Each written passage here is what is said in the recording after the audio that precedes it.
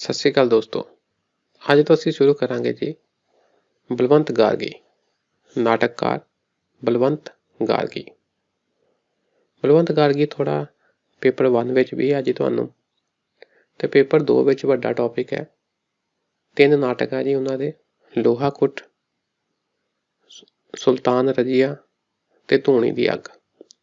ਤੁਸੀਂ ਇਹ ਤਿੰਨੇ ਨਾਟਕ ਪੜ੍ਹ ਲੈਣੇ ਆ ਅਤੇ ਖਾਸ ਤੌਰ 'ਤੇ ਇਹਨਾਂ ਦੀ ਭੂਮਿਕਾ ਜ਼ਰੂਰ ਪੜ੍ਹਨੀ। ਉੱਥੋਂ ਕਾਫੀ ਤੁਹਾਨੂੰ ਮੈਟਰ ਮਿਲੇਗਾ। ਮਜ਼ੇ 3 ਨਾਟਕ ਪੜ੍ਹ ਲਿਓ, ਜੋ ਤੁਹਾਨੂੰ ਚੰਗਾ ਲੱਗਾ ਉਹਨੂੰ ਅੰਡਰਲਾਈਨ ਕਰ ਲਿਓ, ਅਤੇ ਕੁਛ ਡਾਇਲੋਗ ਜੋ ਤੁਹਾਨੂੰ ਇੰਟਰਸਟਿੰਗ ਲੱਗਦੇ ਹੋਣ ਉਹਨਾਂ ਨੂੰ ਵੀ ਅੰਡਰਲਾਈਨ ਕਰ ਲਿਓ। ਬਾਕੀ ਅਸੀਂ ਥੋੜ੍ਹਾ ਪੜ੍ਹਦੇ ਹਾਂ, ਤੁਹਾਨੂੰ ਹੋਰ ਕਲੈਰਿਟੀ ਆਵੇਗੀ ਜੀ। ਪਹਿਲਾਂ ਤਾਂ ਹੈ ਜੀ, ਮੇਨ ਪ੍ਰਸ਼ਨ ਬਣਦਾ ਆ ਲੋਹਾ ਕੁੱਟ ਨਾਟਕ ਦਾ ਤਰਾਸਦਿਕ ਪੱਖ ਜਾਂ ਲੋਹਾ ਕੁੱਟ ਨਾਟਕ ਵਿੱਚ ਪੇਸ਼ ਦੁਖਾਂਤ। ਤਰਾਸਦੀ ਮਤਲਬ ਟ੍ਰੈਜਡੀ ਹੈ ਨਾ, ਦੁਖਾਂਤ, ਇਸ ਵਿੱਚ ਦੁੱਖ ਵਾਪਰਦਾ। ਇਹ ਜੀ ਪਹਿਲਾਂ ਨਾ ਇੱਕ ਵੱਡਾ ਪ੍ਰਸ਼ਨ ਆਉਂਦਾ ਹੁੰਦਾ ਸੀ, ਅਤੇ ਲੋਹਾ ਕੁੱਟ ਤੋਂ ਇਹੀ ਮੇਨ ਪ੍ਰਸ਼ਨ ਬਣਦਾ ਸੀ। ਪਰ ਹੁਣ ਕਿਉਂਕਿ ਪੈਟਰਨ ਚੇਂਜ ਹੋ ਗਿਆ, ਛੋਟੇ ਪ੍ਰਸ਼ਨ ਆ ਸਕਦੇ ਜੀ ਅਲੱਗ-ਅਲੱਗ ਪਹਿਲੂਆਂ 'ਤੇ। ਅਸੀਂ ਵੱਡੇ ਜਿਹੇ ਆਰਟੀਕਲ ਪੜ੍ਹ ਲਾਂਗੇ, ਉੱਥੋਂ ਕਾਫੀ ਮੈਟਰ ਹੋ ਜਾਏਗਾ। ਤਾਂ ਫਿਰ ਪ੍ਰਸ਼ਨ ਦੀ ਡਿਮਾਂਡ ਦੇ ਹਿਸਾਬ ਨਾਲ ਤੁਸੀਂ ਆਨਸਰ ਲਿਖ ਦਿਓ। ਪੜ੍ਹਦੇ ਹਾਂ ਜੀ। ਪਹਿਲਾਂ ਆਪਾਂ ਪੜ੍ਹਦੇ ਹਾਂ ਜੀ, ਨਾਟਕ ਕੀ ਹੁੰਦਾ। ਨਾਟਕ ਕਾਰਜ ਦੀ ਅਨੁਕ੍ਰਿਤੀ ਦਾ ਨਾਂ ਹੈ। ਅਨੁਕ੍ਰਿਤੀ ਭਾਵ ਵੀ ਕੋਈ ਕਾਰਜ ਹੋਇਆ ਆ, ਤੁਸੀਂ ਉਹਦੀ ਕਾਪੀ ਪ੍ਰੋਡਿਊਸ ਕੀਤੀ ਆ। ਠੀਕ, ਵੀ ਤੁਸੀਂ ਨਾਟਕ ਕੀਤਾ, ਕੋਈ ਇੰਸੀਡੈਂਟ ਹੋਇਆ, ਉਹੀ ਇੰਸੀਡੈਂਟ ਨੂੰ ਤੁਸੀਂ ਕਾਪੀ ਕਰਕੇ ਆਪਣੇ ਕੋਲੋਂ ਪਾਤਰ ਜਨਰੇਟ ਕਰਕੇ ਉਸ ਇੰਸੀਡੈਂਟ ਨੂੰ ਦੁਹਰਾਇਆ, ਅਨੁਕ੍ਰਿਤੀ ਕੀਤੀ, ਮਤਲਬ ਕਾਪੀ ਕੀਤੀ।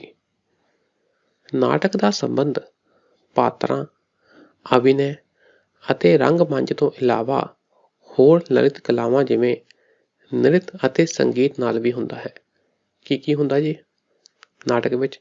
ਕਰੈਕਟਰ ਹੁੰਦੇ ਜੀ, ਪਾਤਰ ਹੁੰਦੇ ਆ ਜਿਹੜੇ ਨਾਟਕ ਖੇਲਦੇ, ਐਕਟਿੰਗ ਕਰਦੇ ਆ, ਰੰਗਮੰਚ ਪ੍ਰੋਪਰ ਸਟੇਜ ਸੱਜਦੀ ਆ, ਅਤੇ ਇਹਨਾਂ ਦੇ ਨਾਲ ਡਾਂਸ ਅਤੇ ਮਿਊਜ਼ਿਕ, ਨ੍ਰਿਤ ਅਤੇ ਸੰਗੀਤ ਨਾਲ ਵੀ ਸੰਬੰਧ ਹੁੰਦਾ। ਤੁਸੀਂ ਕਦੇ ਨਾਟਕ ਦੇਖਿਆ ਹੋਵੇ ਯੂਨੀਵਰਸਿਟੀ ਕਾਲਜਾਂ ਵਿੱਚ, ਤਾਂ ਤੁਸੀਂ ਦੇਖੋਗੇ ਵੀ ਆਹ ਗੱਲਾਂ ਹੁੰਦੀਆਂ ਆ ਆਮ ਤੌਰ 'ਤੇ ਨਾਟਕ ਦੇ ਵਿੱਚ। ਹੁਣ ਤੁਸੀਂ ਥੋੜ੍ਹੀ ਜਿਹੀ ਗੱਲ ਆਪਾਂ ਕਰ ਲੈਣੀ ਜੀ ਬਲਵੰਤ ਗਾਰਗੀ ਬਾਰੇ। ਬਲਵੰਤ ਗਾਰਗੀ ਪੰਜਾਬੀ ਦਾ ਇੱਕ ਸ਼੍ਰੋਮਣੀ ਨਾਟਕਕਾਰ ਅਤੇ ਰੰਗਕਰਮੀ ਸੀ। ਪਹਿਲੀ ਲਾਈਨ ਇੰਪੋਰਟੈਂਸ, ਹਾਂਜੀ ਜੀ ਹਾਂਜੀ, ਬਹੁਤ ਵਧੀਆ, ਉੱਚ ਦਰਜੇ ਦੇ ਨਾਟਕਕਾਰ ਸੀ, ਰੰਗਕਰਮੀ ਸੀ, ਸ਼੍ਰੋਮਣੀ ਨਾਟਕਕਾਰ ਅਤੇ ਰੰਗਕਰਮੀ ਸੀ। ਪਹਿਲੀ ਲਾਈਨ ਕੁਛ ਇਸ ਤਰ੍ਹਾਂ ਦੀ ਲਿਖ ਦੇਣੀ। ਨਾਟਕਕਾਰ, ਨਾਟਕ ਲਿਖਣ ਵਾਲਾ, ਨਾਟਕ ਪ੍ਰੋਡਿਊਸ ਕਰਨ ਵਾਲਾ। ਰੰਗਕਰਮੀ, ਨਾਟਕ ਨੂੰ ਖੇਡਣ ਵਾਲਾ, ਮਤਲਬ ਉਹਨੂੰ ਡਾਇਰੈਕਟ ਕਰਨ ਵਾਲਾ, ਖੁਦ ਵੀ ਖੇਡਦਾ ਸੀ ਅਤੇ ਡਾਇਰੈਕਟ ਵੀ ਕਰਦੇ ਸੀ, ਰੰਗਕਰਮੀ ਸੀ। ਉਸਨੇ ਪੰਜਾਬੀ ਨਾਟਕ ਨੂੰ ਨਵੀਆਂ ਦਿਸ਼ਾਵਾਂ ਦਿੱਤੀਆਂ ਅਤੇ ਇਸ ਵਿੱਚ ਅਜਿਹੇ ਜ਼ਰੂਰਤਮੰਦਾਨਾ ਪ੍ਰਯੋਗ ਵੀ ਕੀਤੇ ਜਿਹੋ ਜਿਹੇ ਪ੍ਰਯੋਗ ਉਸਦਾ ਕੋਈ ਹੋਰ ਸਮਕਾਲੀ ਜਾਂ ਉੱਤਰਕਾਲੀ ਨਾਟਕਕਾਰ ਨਹੀਂ ਕਰ ਸਕਿਆ। ਹੁਣ ਕਾਫੀ ਨਾਟਕ ਦੇ ਨਾਲ ਐਕਸਪੈਰੀਮੈਂਟ ਕੀਤੇ, ਨਵੇਂ ਕਨਸੈਪਟ ਲੈ ਕੇ ਆਇਆ ਨਾਟਕਾਂ ਵਿੱਚ, ਅਤੇ ਪਰ ਇਹ ਜਿਹੜੇ ਐਕਸਪੈਰੀਮੈਂਟ ਸੀ ਨਾ, ਇਹਦਾ ਕਾਫੀ ਵਿਰੋਧ ਵੀ ਹੋਇਆ। ਜਿਸ ਤਰ੍ਹਾਂ ਉਸਨੇ ਔਰਤ ਮਰਦ ਕਾਮ ਸੰਬੰਧਾਂ ਉੱਤੇ ਕਾਫੀ ਗੱਲਾਂ ਕੀਤੀਆਂ, ਵਿਵਰਜਿਤ ਰਿਸ਼ਤਿਆਂ ਬਾਰੇ ਕਾਫੀ ਕੁਛ ਕਿਹਾ, ਅਤੇ ਇਹ ਜ਼ਰੂਰਤਮੰਦਾਨਾ ਪ੍ਰਯੋਗ ਸੀ। ਇਹ ਪ੍ਰਯੋਗ ਉਸਦਾ ਕੋਈ ਕੰਟੈਂਪਰੇਰੀ, ਸਮਕਾਲੀ ਜਾਂ ਉਸ ਤੋਂ ਬਾਅਦ ਵਾਲਾ ਉੱਤਰਕਾਲੀ ਨਾਟਕਕਾਰ ਨਹੀਂ ਕਰ ਸਕਿਆ। ਇਹਨਾਂ ਗੱਲਾਂ ਕਰਕੇ ਗਾਰਗੀ ਦੀ ਕਾਫੀ ਆਲੋਚਨਾ ਵੀ ਹੋਈ ਹੈ। ਜਿਸ ਤਰ੍ਹਾਂ ਲੋਹਾ ਕੁੱਟ ਨਾਟਕ ਵਿੱਚ ਉਸਨੇ ਇਹ ਦਰਸਾਇਆ ਕਿ ਜਿਹੜਾ ਲੁਹਾਰਾਂ ਦਾ ਕੰਮ ਕਰਦਾ ਬੰਦਾ ਆ, ਉਸਦਾ ਸੁਭਾਅ ਵੀ ਲੋਹਾ ਕੁੱਟਦੇ ਲੋਹੇ ਵਾਂਗ ਸਖਤ ਹੋ ਗਿਆ, ਅਤੇ ਦੂਸਰੇ ਪਾਸੇ ਕਿਸਾਨੀ ਨਾਲ ਸੰਬੰਧਿਤ ਕਰੈਕਟਰ ਨੂੰ ਖੁੱਲ੍ਹੇ ਡੁੱਲੇ ਸੁਭਾਅ ਦਾ ਦਿਖਾਇਆ। ਇਹਨਾਂ ਗੱਲਾਂ ਕਰਕੇ ਇਹ ਨਾਟਕ ਦਾ ਵਿਰੋਧ ਵੀ ਹੋਇਆ ਸੀ ਜੀ। ਜਦੋਂ ਇਹ ਨਾਟਕ ਮਤਲਬ ਲਿਖਿਆ ਗਿਆ, ਤਿਆਰ ਹੋ ਗਿਆ ਖੇਡਣ ਲਈ, ਤਾਂ ਕਾਫੀ ਸਮੇਂ ਤੱਕ ਇਹ ਖੇਡਿਆ ਨਹੀਂ ਗਿਆ ਸੀ। ਇਸ ਦਾ ਮੇਨ ਕਾਰਨ ਸੀ ਲਾਹੌਰ ਦੇ ਲਾਗੇ ਜਿਹੜਾ ਹੋਰ ਲੁਹਾਰੇ ਦਾ ਕਿੱਤਾ ਕਰਨ ਵਾਲੇ ਲੋਕ ਸੀ, ਉਸਨੇ ਇਸ ਦਾ ਕਾਫੀ ਵਿਰੋਧ ਕੀਤਾ ਸੀ। ਇਹ ਗੱਲ ਹੋਈ। ਉਸਨੇ ਪੰਜਾਬੀ ਨਾਟਕ ਨੂੰ ਦੇਸ਼ ਵਿਦੇਸ਼ ਦੀਆਂ ਸੀਮਾਵਾਂ ਤੋਂ ਪਾਰ ਅੰਤਰਰਾਸ਼ਟਰੀ ਖੇਤਰ ਵਿੱਚ ਪ੍ਰਸਿੱਧੀ ਦਿਵਾਈ ਹੈ। ਉਸਨੇ ਪੰਜਾਬੀ ਦੁਖਾਂਤ ਨਾਟਕਾਂ ਦੇ ਵਿਕਾਸ ਵਿੱਚ ਵੀ ਕਾਫੀ ਹਿੱਸਾ ਪਾਇਆ ਹੈ। ਦੁਖਾਂਤ ਨਾਟਕ ਗਾਰਗੀ ਤੋਂ ਪਹਿਲਾਂ ਪੰਜਾਬੀ ਵਿੱਚ ਸਿਰਫ ਸੰਤ ਸਿੰਘ ਸੇਖੋਂ, ਪ੍ਰਿੰਸੀਪਲ ਗੁਰਦਿਆਲ ਸਿੰਘ ਫੁੱਲ ਅਤੇ ਡਾਕਟਰ ਹਰਚਰਨ ਸਿੰਘ ਆਦਿ ਹੀ ਅਜਿਹੇ ਨਾਟਕਕਾਰ ਹਨ ਜਿਨ੍ਹਾਂ ਦੁਖਾਂਤ ਦਾ ਥੋੜ੍ਹਾ ਬਹੁਤਾ ਮੂੰਹ ਮੁਹਾਂਦਰਾ ਨਿਖਾਰਿਆ ਹੈ। ਹਾਂ ਕੁਛ ਨਾਟਕਕਾਰ ਆ ਜੀ ਜਿਨ੍ਹਾਂ ਨੇ ਦੁਖਾਂਤ ਬਾਰੇ ਨਾਟਕ ਲਿਖੇ, ਪਰ ਇਸ ਨੂੰ ਹੋਰ ਅੱਗੇ ਕੌਣ ਲੈ ਕੇ ਗਿਆ? ਸਾਡਾ ਲੇਖਕ ਬਲਵੰਤ ਗਾਰਗੀ। ਪੰਜਾਬੀ ਦੁਖਾਂਤ ਨਾਟਕ ਦੇ ਚਿਹਰੇ ਨੂੰ ਹੋਰ ਨਿਖਾਰਨ ਅਤੇ ਸਵਾਰਨ ਦੀ ਲਗਨ ਵਿੱਚ ਗਾਰਗੀ ਨੇ ਲੋਹਾ ਕੁੱਟ, ਸ਼ੈਲ ਪੱਥਰ, ਕਣਕ ਦੀ ਬੱਲੀ ਅਤੇ ਧੂਣੀ ਦੀ ਅੱਗ ਆਦਿਕ ਦੁਖਾਂਤ ਨਾਟਕਾਂ ਦੀ ਸਿਰਜਣਾ ਕੀਤੀ ਹੈ। ਇਹ ਉਹਦੇ ਕੁਛ ਦੁਖਾਂਤਕ ਨਾਟਕ ਹੈ। ਤੁਹਾਨੂੰ ਜ਼ਿਆਦਾ ਨਹੀਂ ਵੀ ਪਤਾ, ਪਰ ਜੇ ਤੁਸੀਂ 3 ਨਾਵਲ ਉਸਦੇ ਨਾਟਕ ਪੜ੍ਹੇ ਆ ਜੋ ਤੁਹਾਡੇ ਸਿਲੇਬਸ ਵਿੱਚ ਮੈਂਸ਼ਨ ਆ, ਤਾਂ ਤੁਸੀਂ ਪਾਓਗੇ ਕਿ ਲੋਹਾ ਕੁੱਟ ਉਸ ਵਿੱਚ ਵੀ ਦੁਖਾਂਤ ਵਾਪਰਦਾ, ਕਾਕੂ ਐਂਡ ਵਿੱਚ ਹਾਰ ਜਾਂਦਾ, ਸੁਲਤਾਨ ਰਜੀਆ ਵਿੱਚ ਵੀ ਦੁਖਾਂਤ ਹੈ, ਕਈ ਕਤਲ ਹੁੰਦੇ ਆ, ਜਿਹੜੀ ਮੇਨ ਹੀਰੋ ਆ ਰਜੀਆ ਉਹ ਵੀ ਮਰ ਜਾਂਦੀ ਆ, ਧੂਣੀ ਦੀ ਅੱਗ ਵਿੱਚ ਵੀ ਐਂਡ 'ਚ ਅਜੀਤ ਮਰ ਜਾਂਦਾ, ਉਹਦਾ ਵਾਯੂਮੰਡਲ ਵੀ ਥੋੜ੍ਹਾ ਸ਼ੋਕਮਈ ਹੈ। ਤਾਂ ਇਹ ਕੀ ਆ? ਸਭ ਦੁਖਾਂਤ ਦੀ ਗੱਲਾਂ ਹੋਈਆਂ। ਸ਼ੁਰੂ ਵਿੱਚ ਯੂਨਾਨ ਵਿੱਚ ਦੁਖਾਂਤਕ ਨਾਟਕ ਲਿਖੇ ਗਏ। ਆਹ ਇੱਕ ਇੰਟਰਸਟਿੰਗ ਗੱਲ ਆ। ਦੇਖੋ ਏਸ਼ੀਅਨ ਹਿਸਟਰੀ ਦੀ ਗੱਲ ਕਰੀਏ, ਇੰਨਾ ਪੀਰੀਅਡ ਆਪਾਂ ਲਾ ਲਈਏ, ਇੱਧਰ ਨੂੰ ਚੱਲਦੇ ਚਲੋ। ਏਸ਼ੀਅਨ ਹਿਸਟਰੀ ਵਿੱਚ ਕੀ ਆ, ਜਾਂ ਸਾਡੀ ਭਾਰਤੀ ਪਰੰਪਰਾ ਵਿੱਚ ਕੀ ਆ, ਸੁਖਾਂਤਕ ਨਾਟਕ, ਸੁਖਾਂਤਕ ਸਾਹਿਤ ਲਿਖਿਆ ਜਾਂਦਾ ਰਿਹਾ। ਅੰਤ ਭਲੇ ਦਾ ਭਲਾ, ਹੀਰੋ ਜਿੱਤ ਜਾਂਦਾ। ਤੁਸੀਂ ਦੇਖੋ ਤੁਹਾਡਾ ਨਾਵਲ ਆ ਇੱਕ ਪਵਿੱਤਰ ਪਾਪੀ। ਉਸ ਪਵਿੱਤਰ ਪਾਪੀ ਨਾਵਲ ਵਿੱਚ ਜਿਹੜਾ ਕਿਰਦਾਰ ਆ ਉਹ ਐਂਡ ਵਿੱਚ ਮਰ ਜਾਂਦਾ, ਪਰ ਜਦੋਂ ਉਸੇ ਹੀ ਨਾਵਲ ਦੇ ਬੇਸ ਤੇ ਬਾਲੀਵੁੱਡ ਵਿੱਚ ਫਿਲਮ ਬਣਦੀ ਆ, ਪਰ ਉਸ ਵਿੱਚ ਕੀ ਆ, ਕਿਰਦਾਰ ਮਰਦਾ ਨਹੀਂ, ਉਸ ਦਾ ਮਿਲਾਪ ਹੁੰਦਾ ਦਿਖਾਇਆ ਗਿਆ, ਅੰਤ ਸੁਖਾਂਤਕ ਕੀਤਾ ਗਿਆ। ਭਾਰਤੀ ਪਰੰਪਰਾ ਕੀ ਆ? ਸੁਖਾਂਤਕ, ਅੰਤ ਸੁਖਾਂਤ ਵਿੱਚ ਕਰਦੀ ਆ। ਤੇ ਫਿਰ ਸ਼ੁਰੂ ਵਿੱਚ ਜਿਹੜਾ ਦੁਖਾਂਤ ਆ ਨਾ, ਉਹ ਯੂਨਾਨੀ ਨਾਟਕਾਂ ਵਿੱਚ ਲਿਖਿਆ ਗਿਆ, ਉਹ ਯੂਨਾਨੀ ਸਾਹਿਤ ਵਿੱਚ ਦੁਖਾਂਤਕ ਅੰਸ਼ ਆਏ। ਫਿਰ ਇਸ ਯੂਨਾਨੀ ਪ੍ਰਭਾਵ ਸਦਕਾ ਭਾਰਤੀ ਸਾਹਿਤ ਵਿੱਚ ਵੀ ਦੁਖਾਂਤਕ ਅੰਸ਼ ਆਏ। ਠੀਕ ਹੈ ਜੀ, ਇਹ ਏਸ਼ੀਅਨ ਹਿਸਟਰੀ ਦੀ ਗੱਲ ਹੋ ਗਈ। ਪਰ ਮੱਧਕਾਲ ਵਿੱਚ ਫਿਰ ਸੁਖਾਂਤਕ ਹੀ ਸਾਹਿਤ ਲਿਖਿਆ ਗਿਆ ਜ਼ਿਆਦਾਤਰ, ਤੇ ਮਾਡਰਨ ਟਾਈਮ ਵਿੱਚ ਫਿਰ ਦੁਖਾਂਤ ਲਿਖਿਆ ਗਿਆ। ਚਲੋ ਆਪਾਂ ਇੰਨਾ ਬਹੁਤਾ ਉਹ ਨਹੀਂ ਦੇਖਣਾ, ਤੁਸੀਂ ਇੰਨਾ ਯਾਦ ਰੱਖ ਲਓ ਕਿ ਹਾਂ ਵੀ ਸ਼ੁਰੂ ਵਿੱਚ ਦੁਖਾਂਤਕ ਨਾਟਕ ਵਗੈਰਾ ਕਿੱਥੇ ਲਿਖੇ ਗਏ? ਯੂਨਾਨ ਵਿੱਚ, ਤੇ ਯੂਨਾਨੀ ਪ੍ਰਭਾਵ ਸਦਕਾ ਹੀ ਸਾਡੇ ਇੱਥੇ ਵੀ ਦੁਖਾਂਤਕ ਅੰਸ਼ ਆਏ।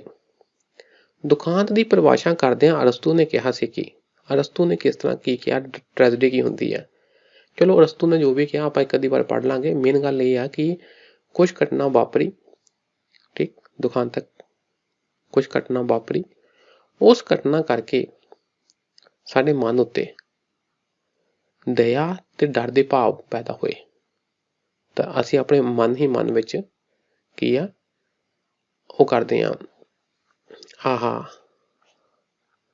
ਵਿਰੇਚਨ ਕਰਦੇ ਹਾਂ। ਸਾਡੇ ਮਨ ਹੀ ਮਨ ਵਿੱਚ ਵਿਰੇਚਨ ਹੁੰਦਾ ਆ, ਠੀਕ, ਸਾਡੇ ਮਨ ਦੇ ਉੱਤੇ ਪ੍ਰਭਾਵ ਪੈਂਦਾ ਆ। ਦੇਖੋ ਆਮ ਭਾਸ਼ਾ 'ਚ ਤਾਂ ਇਹ ਸਾਰੇ ਕਹਿ ਦਿੰਦੇ ਕਿ ਐਂਡ 'ਚ ਹੀਰੋ ਮਰ ਜਾਂਦਾ, ਪਰ ਦੁਖਾਂਤ ਦਾ ਮਤਲਬ ਇਹ ਨਹੀਂ ਕਿ ਐਂਡ 'ਚ ਹੀਰੋ ਮਰ ਜਾਏ। ਐਂਡ 'ਚ ਇਸ ਤਰ੍ਹਾਂ ਦਾ ਮਾਹੌਲ ਪੈਦਾ ਹੁੰਦਾ ਆ, ਸਾਡੇ ਮਨ ਵਿੱਚ ਦਇਆ ਤੇ ਡਰ, ਇਹ ਵਾਲੇ ਇਮੋਸ਼ਨਸ, ਇਹ ਵਾਲੀਆਂ ਭਾਵਨਾਵਾਂ ਪੈਦਾ ਹੁੰਦੀਆਂ। ਆਪਾਂ ਪੜ੍ਹ ਲੈਂਦੇ ਜੀ ਕੀ ਕਿਹਾ ਅਰਸਤੂ ਨੇ, ਐਰਿਸਟੋਟਲ ਨੇ ਕੀ ਕਿਹਾ, tragedy is an imitation of an action. ਅਜਿਹਾ ਕੋਈ ਹੈ ਐਕਸ਼ਨ, ਉਹਨੂੰ ਅਸੀਂ ਇਮੀਟੇਟ ਕਰਦੇ ਹਾਂ ਨਾਟਕ ਵਿੱਚ, ਉਹਨੂੰ ਹੂਬਹੂ ਪੇਸ਼ ਕਰਦੇ ਹਾਂ। ਕਿਹੜਾ action? That is serious, complete and of certain magnitude in a language embellished with each kind of artistic ornamental। ਤੇ ਉਹਦੇ ਵਿੱਚ ਕੀ ਆ, ਉਹ ਸੀਰੀਅਸ ਹੋਵੇ ਤੇ ਉਹਦੇ ਵਿੱਚ ਕੀ ਆ, ਅਸੀਂ ਇਸ ਤਰ੍ਹਾਂ ਦੀ ਭਾਸ਼ਾ ਭਰ ਦਈਏ ਜੋ ਕਿ ਆਰਟਿਸਟਿਕ ornamental ਦੁਆਰਾ ਸਿੰਗਾਰਿਆ ਹੋਵੇ, ਉਸਨੂੰ ਹੋਰ ਸੁੰਦਰ ਬਣਾ ਦਈਏ, The several kinds being found in different or separate part of the play in the form of action, not of narrative, through pity and fear affecting the catharsis or the proper purgation of these emotions। ਠੀਕ ਹੈ ਨਾ, ਮਤਲਬ ਕੁਝ incident ਦੇਖ ਕੇ ਸਾਡੇ ਮਨ ਵਿੱਚ ਇਸ ਤਰ੍ਹਾਂ ਦਾ ਪ੍ਰਭਾਵ ਪਿਆ ਕਿ ਸਾਡੇ ਅੰਦਰ ਦਇਆ ਤੇ ਡਰ ਵਾਲੇ ਭਾਵ ਪੈਦਾ ਹੁੰਦੇ ਆ, ਤੇ ਫਿਰ ਉਸ ਦਾ ਵਿਰੋਚਨ ਹੁੰਦਾ ਜੀ। ਮੀਨ ਅਸੀਂ ਸਾਡੇ ਉੱਤੇ ਪ੍ਰਭਾਵ ਪੈਂਦਾ, ਸਾਡੇ ਇਮੋਸ਼ਨਸ ਦਇਆ ਤੇ ਡਰ ਵਾਲੇ ਇਮੋਸ਼ਨਸ ਪੈਦਾ ਹੁੰਦੇ ਆ। ਹੁਣ ਆਪਾਂ ਗੱਲ ਕਰਦੇ ਹਾਂ ਜੀ ਲੋਹਾ ਕੁੱਟ ਨਾਟਕ ਦੀ। ਲੋਹਾ ਕੁੱਟ ਨਾਟਕ ਦਾ ਦੁਖਾਂਤ ਸੁਭਾਵਾਂ ਦੀ ਇੱਕ ਪੱਖਤਾ ਤੋਂ ਉਪਜਦਾ ਹੈ। ਮੇਨ ਕਾਰਨ ਕੀ ਆ? ਸੁਭਾਅ, ਨੇਚਰ ਆ, ਉਹ ਰਿਜਟ ਆ। ਜਿਹੜਾ ਕਾਕੂ ਆ ਉਹ ਸੁਭਾਅ ਦਾ ਸਖਤ ਆ, ਗੁਸੀਲਾ ਆ, ਲੜਾਕਾ ਆ, ਤੇ ਉਹ ਵੀ ਸਮੇਂ ਹਿਸਾਬ ਨਾਲ ਆਪ ਚੇਂਜ ਨਹੀਂ ਹੁੰਦਾ। ਉਹ ਚਾਹੁੰਦਾ ਕਿ ਮੇਰੀ ਧੀ ਭੈਣ ਉਹ ਮੇਰੇ ਕੰਟਰੋਲ ਵਿੱਚ ਰਵੇ। ਠੀਕ, ਮੇਰੀ ਪਤਨੀ ਸੰਤੀ ਉਹ ਮੇਰੇ ਕੰਟਰੋਲ ਵਿੱਚ ਰਵੇ।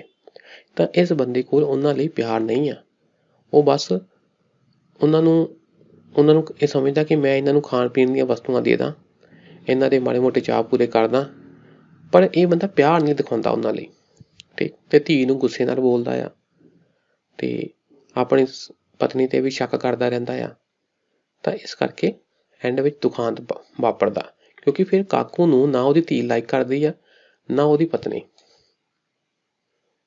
ਇਹ ਥੋੜਾ ਸਮੇਂ ਲਈਏ, ਥੋੜਾ ਨਾਟਕ ਆਪਾਂ ਡਿਸਕਸ ਕਰ ਲਈਏ। ਇਹ ਦੇਖੋ ਜੀ, ਲੋਹਾ ਕੁੱਟ, ਇਹ ਲੋਹਾਰ ਪਰਿਵਾਰ ਦੀ ਕਹਾਣੀ ਆ। ਕਾਕੂ ਲੋਹਾਰੇ ਦਾ ਕੰਮ ਕਰਦਾ ਆ, ਤੇ ਉਸਦੀ ਜਿਹੜੀ ਧੀ ਬਹਿਣੋ ਆ ਉਹਦਾ ਅਫੇਅਰ ਚੱਲਦਾ ਜੀ। ਇੱਕ ਮੁੰਡਾ ਸਰਵਣ ਆ, ਉਹਦੇ ਨਾਲ ਅਫੇਅਰ ਚੱਲਦਾ। 17 ਸਾਲਾਂ ਦੀ ਕੁੜੀ ਆ, 17-18 ਸਾਲਾਂ ਦੀ ਜਵਾਨ ਆ। ਹੁਣ ਕਾਕੂ ਉਹਦਾ ਵਿਆਹ ਧਰ ਦਿੰਦਾ ਬਾਹਰ, ਆਪਣੀ ਕੁੜੀ ਤੋਂ ਪੁੱਛੇ ਬਗੈਰ। ਇਸ ਗੱਲ ਦਾ ਕੁੜੀ ਗੁੱਸਾ ਕਰਦੀ ਆ, ਤੇ ਘਰ ਵਾਲੇ ਵੀ ਉਹਨੂੰ ਰੋਕਦੇ ਆ ਕਿ ਤੂੰ ਐਵੇਂ ਮਤਲਬ ਬਾਹਰ ਘੁੰਮਦੀ ਫਿਰਦੀ ਆ, ਤੂੰ ਜਵਾਨ ਆ, ਬਾਹਰ ਨਾ ਜਾ। ਤੇ ਕੁੜੀ ਘਰਦਿਆਂ ਨਾਲ ਲੜਦੀ ਆ, ਪਿਓ ਨਾਲ ਬੋਲਦੀ ਆ, ਬੋਲ ਬੁਲਈਆ ਹੁੰਦਾ ਆ, ਪਿਓ ਵੀ ਬੋਲਦਾ, ਕੁੜੀ ਵੀ ਬੋਲਦੀ। ਫਿਰ ਬਾਅਦ ਚੋਂ ਕੁੜੀ ਤੇ ਮਤਲਬ ਤੇ ਉਹਦੀ ਮਾਂ ਆਪਸ 'ਚ ਉਹ ਲੜਦੀਆਂ, ਭਾਵ ਸਾਰੇ ਇੱਕ ਦੂਜੇ ਨੂੰ ਬੋਲਦੇ ਆ ਗੁੱਸੇ ਨਾਲ, ਉੱਚੀ ਉੱਚੀ ਬੋਲਦੇ ਆ। ਅੱਛਾ, ਤੇ ਦੂਜੇ ਪਾਸੇ ਗੱਲ ਇਹ ਆ ਕਿ ਜਿਹੜੀ ਉਹਦੀ ਘਰ ਵਾਲੀ ਆ ਸੰਤੀ ਦਾ ਵੀ ਆਪਣੀ ਜਵਾਨੀ ਵਿੱਚ ਵਿਆਹ ਤੋਂ ਪਹਿਲਾਂ ਅਫੇਅਰ ਸੀਗਾ ਗੱਜਣ ਨਾਲ। ਤੇ ਗੱਜਣ ਹੁਣ ਇਹਨਾਂ ਦੇ ਘਰ ਆਉਂਦਾ ਆ। ਗੱਜਣ ਆਉਂਦਾ ਕਿਸੇ ਬਹਾਨੇ ਨਾਲ ਆ ਕਿ ਮੈਂ ਤਾਂ ਆਪਣਾ ਹੱਲ ਸਹੀ ਕਰਾਉਣ ਆਇਆ ਜੀ, ਹੈ ਨਾ, ਲੋਹੇ ਦਾ।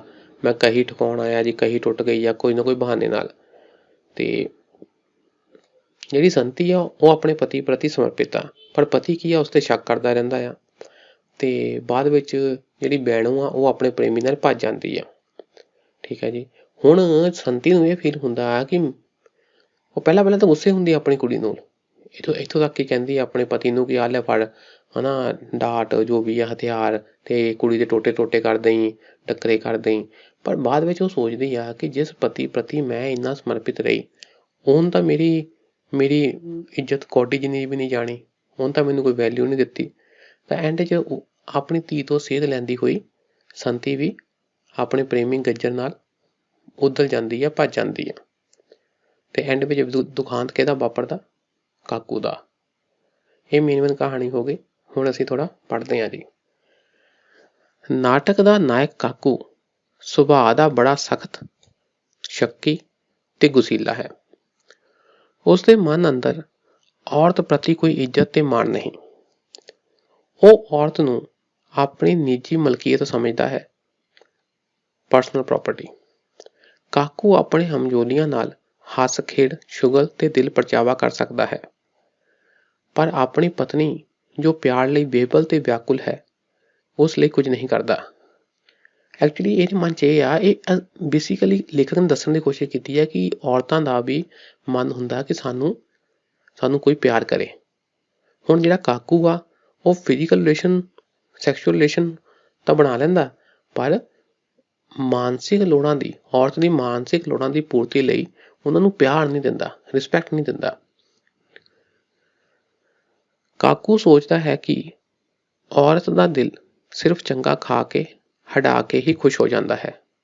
ਚੰਗਾ ਖਾਣ ਪੀਣ ਨੂੰ ਦੇ ਦਿਓ, ਸੋਹਣੇ ਕੱਪੜੇ ਗਹਿਣੇ ਦੇ ਦਿਓ ਇਹਨਾਂ ਨੂੰ, ਔਰਤਾਂ ਨੂੰ, ਤੇ ਔਰਤਾਂ ਖੁਸ਼। ਪਰ ਇਹ ਉਸਦੀ ਬਦਕਿਸਮਤੀ ਹੈ। ਕਿਸ ਦੀ? ਕਾਕੂ ਦੀ। ਇਸ ਤਰ੍ਹਾਂ ਨਹੀਂ ਹੁੰਦਾ। ਔਰਤ ਕੇਵਲ ਅੰਨ ਦਾ ਕੀੜਾ ਨਹੀਂ, ਉਸ ਦੀਆਂ ਹੋਰ ਵੀ ਕਈ ਮਾਨਸਿਕ ਲੋੜਾਂ ਹੁੰਦੀਆਂ ਹਨ ਜਿਨ੍ਹਾਂ ਦੀ ਪੂਰਤੀ ਉਹ ਲੋਚਦੀ ਹੈ। ਇਹਨਾਂ ਮਾਨਸਿਕ ਲੋੜਾਂ ਦੀ ਪੂਰਤੀ ਲਈ ਨਾਟਕ ਵਿੱਚ ਪਹਿਲਾਂ ਬੈਣੋ ਸਰਵਣ ਨਾਲ ਤੇ ਫਿਰ ਧੀ ਤੋਂ ਸੇਧ ਲੈਂਦੀ ਹੋਈ ਸੰਤੀ ਆਪਣੇ ਪ੍ਰੇਮੀ ਗੱਜਣ ਨਾਲ ਉਧਰ ਜਾਂਦੀ ਹੈ, ਭੱਜ ਜਾਂਦੀ ਹੈ। ਸਿੱਟੇ ਵਜੋਂ ਕਾਕੂ ਅੰਤ ਵਿੱਚ ਦੁਖਾਂਤ ਭੋਗਦਾ ਹੈ।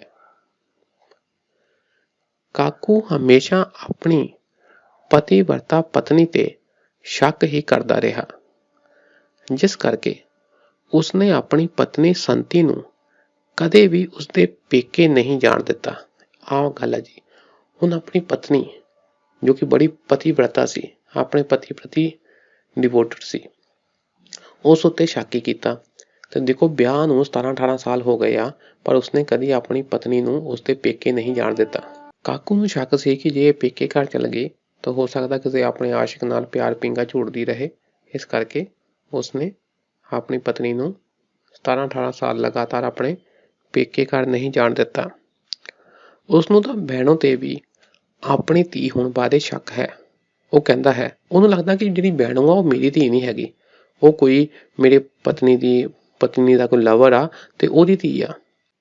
ਉਹ ਕਹਿੰਦਾ ਹੈ, ਤੂੰ ਮੇਰੀ ਧੀ ਨਹੀਂ, ਕਿਸੇ ਬੇਈਮਾਨ ਦੀ ਜਣੀ ਹੈ।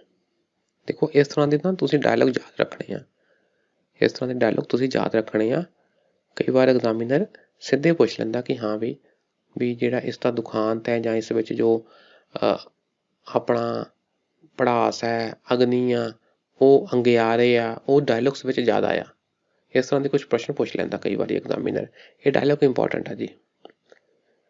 ਉਹ ਆਪਣੀ ਧੀ ਨੂੰ ਪਿਆਰ ਨਾਲ ਸਮਝਾਉਣ ਦੀ ਬਜਾਏ ਗੁੱਸੇ ਤੋਂ ਕੰਮ ਲੈਂਦਾ ਹੈ। ਕੀ ਕਹਿੰਦਾ ਧੀ ਨੂੰ, ਜੇ ਘਰੋਂ ਨਿਕਲੀ ਤਾਂ ਡੱਕਰੇ ਕਰ ਦਊਂ। ਉਹ ਕਹਿੰਦਾ ਹੈ, ਤੀਵੀਆਂ ਨੂੰ ਸ਼ੈਣੀ ਦੀ ਲੋੜ ਹੈ, ਵੀ ਤੀਵੀਆਂ ਨੂੰ ਡੰਡਾ ਚਾਹੀਦਾ, ਸ਼ੈਣੀ ਭਾਵ ਸਖਤਾਈ ਚਾਹੀਦੀ ਆ। ਇਹ ਸੋਚ ਆ ਜੀ ਕਾਕੂ ਦੀ। ਉਹ ਕਹਿੰਦਾ ਇਸ ਘਰ ਵਿੱਚ ਕਦੇ ਅਜਿਹੀ ਨਹੀਂ ਸੀ ਹੋਈ। ਤੀਵੀਆਂ ਚੁੱਲ੍ਹੇ ਉੱਤੇ ਰਹੀਆਂ ਤੇ ਮਰਦ ਸਦਾ ਐਰਨ ਉੱਤੇ। ਤੀਵੀਆਂ ਰਸੋਈਆਂ ਦਾ ਕੰਮ ਕਰਦੀਆਂ ਰਹੀਆਂ ਤੇ ਜਿਹੜਾ ਮਰਦ ਆ ਉਹ ਐਰਨ ਜਿੱਥੇ ਲੋਹੇ ਨੂੰ, ਧਾਤੂ ਨੂੰ ਕੁੱਟਿਆ ਜਾਂਦਾ ਗਰਮ ਕਰਕੇ, ਉਹਨੂੰ ਕਹਿੰਦੇ ਜੀ ਐਰਨ। ਭਾਵ ਮਰਦ ਆਪਣਾ ਕੰਮ ਕਰਦੇ ਰਹਿੰਦੇ ਸੀ, ਤੀਵੀਆਂ ਰਸੋਈ ਦਾ ਕੰਮ ਕਰਦੀਆਂ ਸੀ ਤੇ ਇਹ ਰੂਲ ਨੂੰ ਕਿਸੇ ਨੇ ਤੋੜਿਆ ਨਹੀਂ ਸੀ। ਭਾਵ ਔਰਤ ਆਪਣੀ ਮਨਮਰਜ਼ੀ ਨਹੀਂ ਕਰਦੀ ਸੀ ਸਾਡੇ ਘਰ। ਕਹਿੰਦਾ ਜੇ ਪਤਾ ਹੁੰਦਾ ਉਹ ਅਜਿਹੀ ਬਦਜਾਦ ਨਿਕਲੂ ਤਾਂ ਜੰਮਦੀ ਗਲ ਗੋਠਾ ਦੇ ਦਿੰਦਾ, ਵੀ ਕੁੜੀ ਦੇ ਪੈਦਾ ਹੁੰਦੇ ਹੀ ਉਹਨੂੰ ਉਹਦਾ ਗਲ ਘੁੱਟ ਕੇ ਉਸਨੂੰ ਮਾਰ ਦਿੰਦਾ। ਇਹ ਕਿਹਦੇ ਡਾਇਲੋਗ ਆ ਜੀ? ਕਾਕੂ ਦੇ। ਅਸਲ ਵਿੱਚ ਕਾਕੂ ਸਭ ਕੁਝ ਜਾਣ ਬੁੱਝ ਕੇ ਨਹੀਂ ਕਰਦਾ।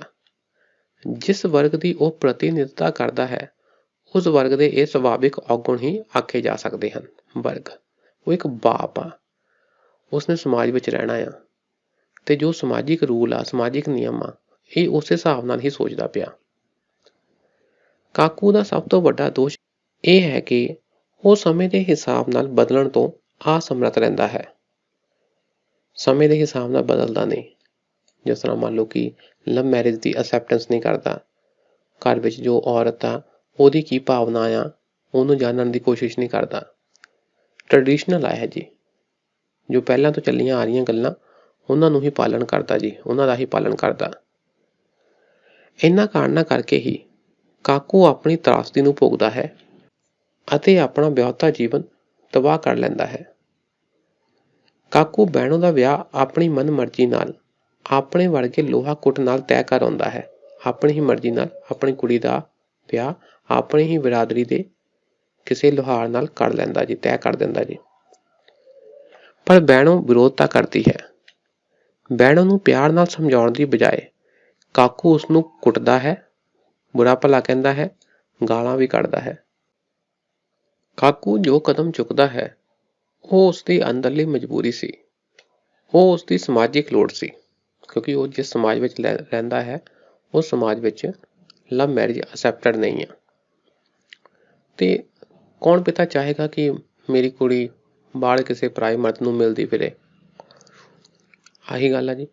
ਕੌਣ ਪਿਤਾ ਚਾਹੇਗਾ ਕਿ ਉਸਦੀ ਧੀ ਪਰਾਏ ਮਰਦ ਨਾਲ ਪਿਆਰ ਪਿੰਗਾ ਝੂਟਦੀ ਉਸਦੀ ਪੱਗ ਉਛਾਲੇ ਭਾਵ ਉਸਦੀ ਬੇਇੱਜ਼ਤੀ ਕਰਵਾਏ ਸਮਾਜ ਵਿੱਚ, ਕਿਉਂਕਿ ਲੋਕੀ ਗੱਲਾਂ ਬਣਾ ਲੈਂਦੇ ਆ, ਫਿਰ ਪਿਤਾ ਨੂੰ ਨਮੋਸ਼ੀ ਹੁੰਦੀ ਆ। ਮਨਾ ਕਰਨ ਦੇ ਬਾਵਜੂਦ ਬੈਣੋਂ ਪਿਤਾ ਦੀ ਇੱਜ਼ਤ ਨੂੰ ਦਾਗ ਲਾ ਜਾਂਦੀ ਹੈ, ਭਾਵ ਆਪਣੇ ਪ੍ਰੇਮੀ ਨਾਲ ਭੱਜ ਜਾਂਦੀ ਹੈ। ਇੱਥੇ ਵੀ ਗਲਤੀ ਕਾਕੂ ਦੀ ਹੈ। ਜੇਕਰ ਉਹ ਸੰਤੀ ਦੇ ਕਹੇ ਪਿਆਰ ਨਾਲ ਸਮਝਾਉਂਦਾ ਕਿ ਉਸਦੀ ਪਤਨੀ ਸੰਤੀ ਉਸਨੂੰ ਕਹਿੰਦੀ ਹੈ ਕਿ ਤੂੰ ਆਪਣੇ ਜਵਾਨ ਧੀ ਪੁੱਤ ਨੂੰ ਪਿਆਰ ਨਾਲ ਸਮਝਾ, ਹਨਾ, ਇਹਨਾਂ ਨੂੰ ਕੁੱਟਣਾ ਨਹੀਂ ਚਾਹੀਦਾ, ਇਹਨਾਂ ਨੂੰ ਬਹੁਤਾ ਗੁੱਸੇ ਨਹੀਂ ਹੋਣਾ ਚਾਹੀਦਾ। ਕਿਉਂ ਲੋਹਾ ਲਾਖਾਂ ਹੋਣ ਲੱਗਿਆ ਹੈ, ਜਵਾਨ ਧੀ ਉੱਤੇ ਹੱਥ ਚੁੱਕਦੇ ਨੂੰ ਸਾਰਾ ਜੱਗ ਦੇਖਦਾ ਹੈ। ਜਵਾਨ ਧੀ ਪੁੱਤ ਨੂੰ ਅੰਦਰ ਵਾੜ ਕੇ ਸਮਝਾਈਏ। ਜੇ ਇਸ ਤਰ੍ਹਾਂ ਕਰਦਾ ਕਾਕੂ ਤਾਂ ਸ਼ਾਇਦ ਉਹ ਆਪਣੇ ਪਿਤਾ ਕਾਕੂ ਦੇ ਦੁਖਾਂਤ ਦਾ ਕਾਰਨ ਨਾ ਬਣਦੀ, ਤੇ ਇਹੋ ਕਾਰਨ ਸੰਤੀ ਦੇ ਉਦਲ ਜਾਣ ਦਾ ਹੈ। ਅੱਜ ਲਈ ਇੰਨਾ ਹੀ ਰੱਖਦੇ ਹਾਂ, ਬਾਕੀ ਨੈਕਸਟ ਕਲਾਸ ਵਿੱਚ ਕਰਦੇ ਹਾਂ। ਸ਼ੁਕਰੀਆ ਜੀ, ਸਤਿ ਸ਼੍ਰੀ ਅਕਾਲ।